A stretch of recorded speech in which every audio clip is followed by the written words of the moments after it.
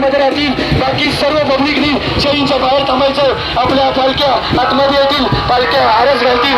आरस घातल्यानंतर पालख्यांचा एक फेरी होईल आणि नंतर आपली मानाचा आरस झाल्यानंतर आपल्या पालख्या मार्गक्रमण करतील.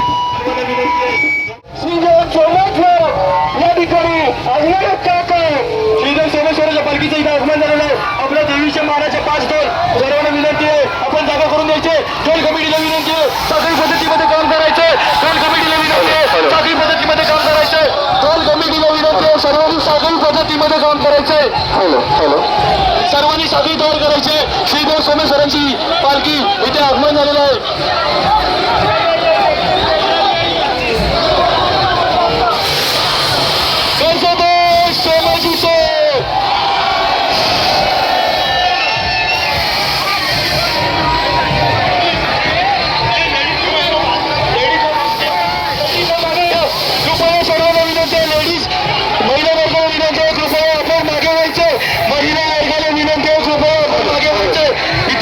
सोमेश्वराची पालखी आलेली आहे.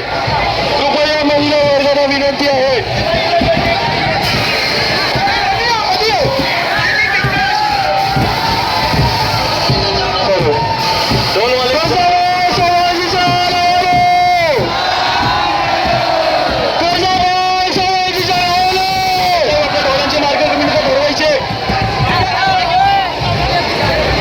जरा पब्लिकने सोमेश्वरांच्या पालखीला उभे राहण्यासाठी जागा करून द्या. सोमेश्वरांची पालखी आलेली आहे आणि पुढे कसं मानव होणार आहे. देवस्थानचे लोक पुढे घ्यायचे थोडंसं अक्षरशः बोलले देवस्थानच्या डोळ्याचं नियंत्रण तेवढं करत असतील आणि थोड्याच्या तरी मुलांची पालखी येणार आहे. मानाचा आरोप होणार आहे. त्यामुळे सर्वांना विनंती आहे आपण सहकार्य करा. त्या ठिकाणी दुसरी पालखी आपल्याला सर्वांनी जागा करून द्यायचं आहे. आरस करणार आहे.